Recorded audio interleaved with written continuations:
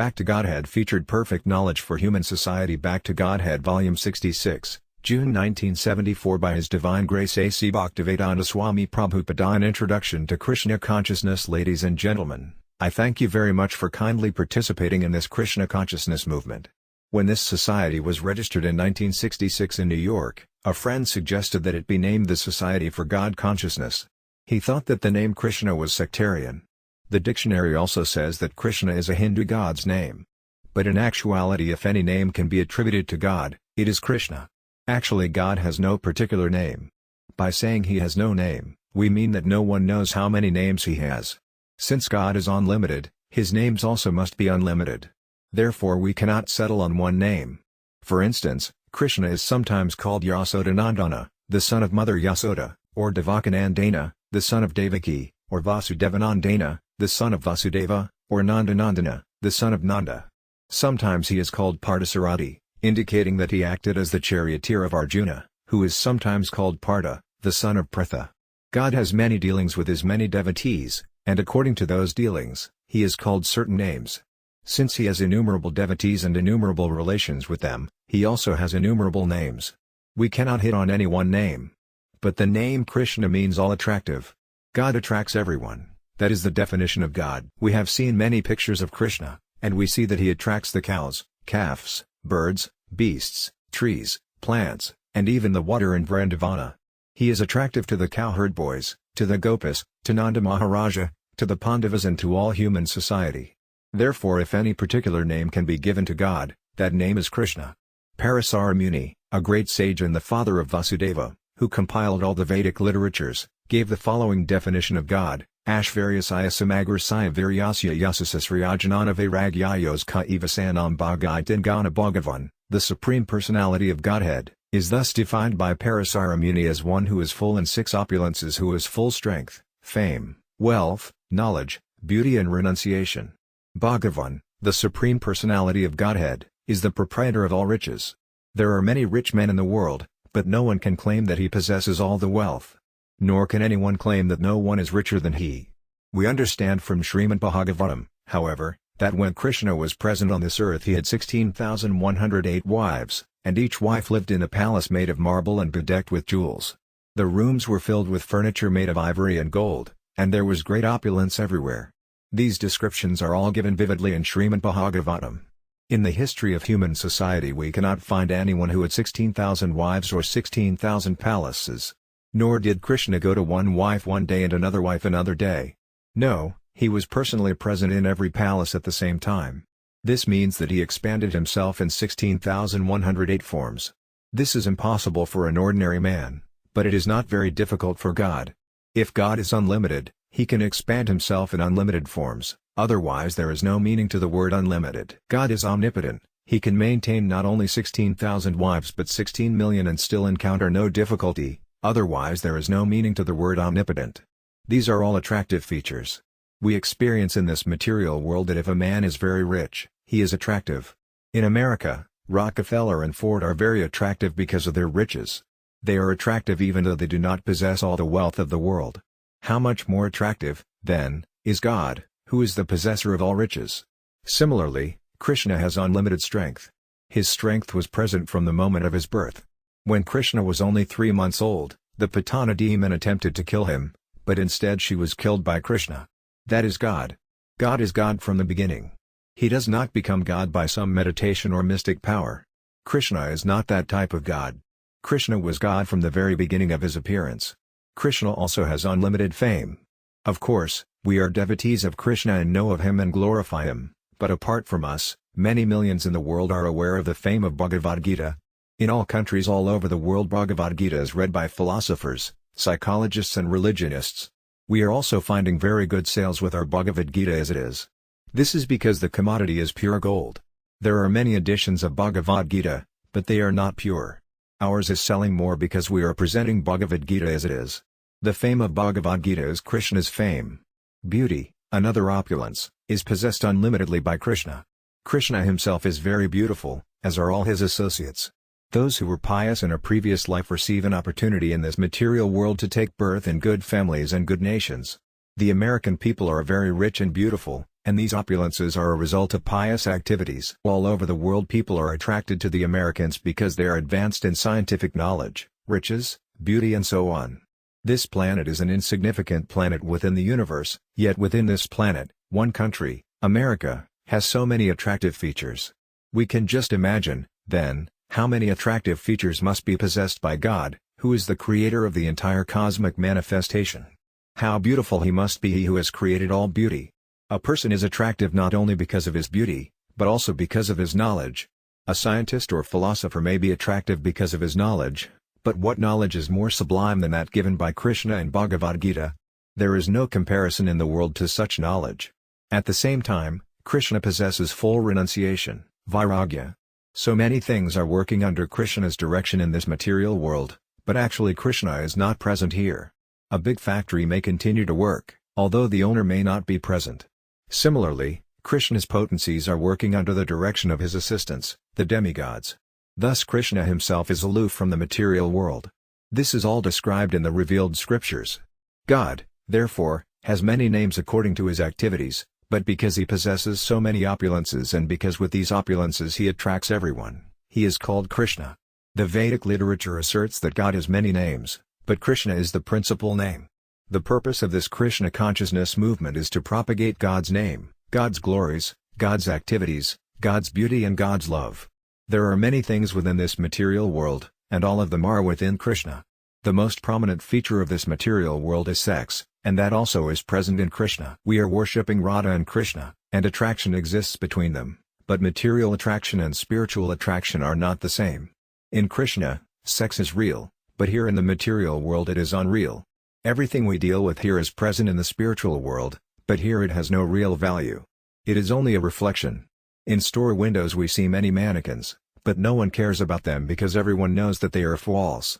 A mannequin may be very beautiful, but still it is false. When people see a beautiful woman, however, they are attracted because they think she is real. In actuality, the so-called living are also dead because this body is simply a lump of matter, and as soon as the soul leaves the body, no one would care to see the so-called beautiful body of a woman. The real factor, the real attracting force, is the spiritual soul. In the material world everything is made of dead matter, therefore it is simply an imitation. The reality of things exists in the spiritual world. Those who have read Bhagavad Gita can understand what the spiritual world is like, for there it is described. Parastasmate tu bhavonya vyakta vyaktat sanatana yasa sarvasu bhutsunasyatsu navinasiyati. Yet there is another nature, which is eternal and is transcendental to this manifested and unmanifested matter. It is supreme and is never annihilated. When all in this world is annihilated, that part remains as it is. BG 8.20. Scientists are attempting to calculate the length and breadth of this material world, but they cannot begin. It will take them thousands of years simply to travel to the nearest star. And what to speak of the spiritual world? Since we cannot know the material world, how can we know what is beyond it? The point is that we must know from authoritative sources. The most authoritative source is Krishna, for he is the reservoir of all knowledge. No one is wiser or more knowledgeable than Krishna. Informs us that beyond this material world is a spiritual sky, which is filled with innumerable planets. That sky is far, far greater than material space, which constitutes only 1/4 of the entire creation. Similarly, the living entities within the material world are but a small portion of the living entities throughout the creation. This material world is compared to a prison, and just as prisoners represent only a small percentage of the total population, so the living entities within the material world constitute but a fragmental portion of all living entities. Those who have revolted against God who are criminal are placed in this material world. Sometimes criminals say that they don't care for the government, but nonetheless they are arrested and punished. Similarly, living entities who declare their defiance of God are placed in the material world. Originally the living entities are all part and parcel of God and are related to Him just as sons are related to their father. Christians also consider God the Supreme Father. Christians go to church and pray, "Our Father, who art in heaven." The conception of God as Father is also in Bhagavad Gita. Sarvayana Sukhanti Yamurtaya Sambhavendi Yantasam Brahma Mahadyonirahambhya Pradipita. It should be understood that all the species of life, O son of Kunti, are made possible by birth in this material nature, and that I am the seed-giving Father. BG 14.4. There are 8,400,000 species of life including aquatics, plants, birds, beasts, insects and human beings. Of the human species, most are uncivilized, and out of the few civilized species only a small number of human beings take to religious life. Out of many so-called religionists, most identify themselves by designations, claiming, I am Hindu, I am Muslim, I am Christian, and so on. Some engage in philanthropic work, some give to the poor and open schools and hospitals. This altruistic process is called karmakanda. Out of millions of these karmakandis, there may be one jnani, a term meaning one who knows. Out of millions of jnanis, one may be liberated, and out of billions of liberated souls, one may be able to understand Krishna. This, then, is the position of Krishna. As Krishna himself says in Bhagavad Gita, Manyasayanam sahasresa kasad yatati siddhe yatatame pi siddhanam kasan mam vedi tatvata. Out of many thousands among men, one may endeavor for perfection, and of those who have achieved perfection, hardly one knows me in truth. BG 7.3 Understanding Krishna, then, is very difficult. Although the understanding of God is a difficult subject, God explains himself in Bhagavad Gita. He says, I am like this, and I am like this. The material nature is like this, and the spiritual nature is like that. The living entities are like this, and the Supreme Soul is like that. Thus everything is completely described in Bhagavad Gita. Although understanding God is very difficult, it is not difficult when God himself gives us his own knowledge. Actually, that is the only process by which we can understand God.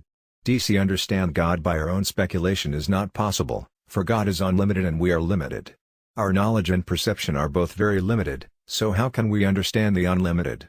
If we simply accept the version of the unlimited, we can come to understand him. That understanding is our perfection. Speculative knowledge of God will lead us nowhere. If a boy wants to know who his father is, the simple process is to ask his mother. The mother will then say, this is your father. This is the way of perfect knowledge. Of course, one may speculate about his father, wondering if this is the man or if that is the man, and one may wander over the whole city, asking, are you my father? Are you my father? The knowledge derived from such a process, however, will always remain imperfect. Indeed, one will never find his father in this way.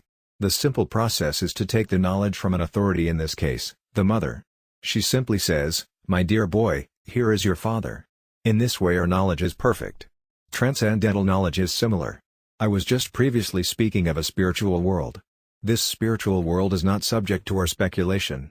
God says, there is a spiritual world, and that is my headquarters. In this way we receive knowledge from Krishna, the best authority. We may not be perfect, but our knowledge is perfect because it is received from the perfect source. This Krishna consciousness movement is meant to give perfect knowledge to human society. By such knowledge one can understand who he is, who God is, what the material world is, why we have come here, why we must undergo so much tribulation and misery, and why we have to die. Of course, no one wants to die, but death will come. No one wants to become an old man, but still old age comes. No one wants to suffer from disease, but surely enough disease comes. These are the real problems of human life, and they are yet to be solved. Civilization attempts to improve eating, sleeping, mating and defense, but these are not the real problems. A man sleeps, and a dog sleeps. A man is not more advanced simply because he has a nice apartment. In both cases, the business is the same: sleeping. Man has discovered atomic weapons for defense, but the dog also has teeth and claws and can also defend himself. In both cases, defense is there.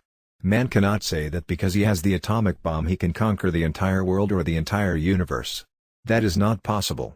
Man may possess an elaborate method for defense, or a gorgeous method for eating, sleeping or mating, but that does not make him advanced. We may call his advancement polished animalism, and that is all. Real advancement means knowing God. If we are lacking knowledge of God, we are not actually advanced. Many rascals deny the existence of God because if there is no God, they can continue their sinful activities. It may be very nice for them to think that there is no God, but God will not die simply because we deny him. God is there, and his administration is there. By his orders the sun is rising, the moon is rising, the water flows, and the ocean abides by the tide. Thus everything functions under his order. Since everything is going on very nicely, how can one realistically think that God is dead? If there is mismanagement, we may say that there is no government, but if there is good management, how can we say that there is no government?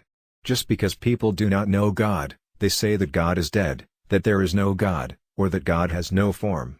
But we are firmly convinced that there is God and that Krishna is God. Therefore we are worshipping him. That is the process of Krishna consciousness. Try to understand it. Thank you very much.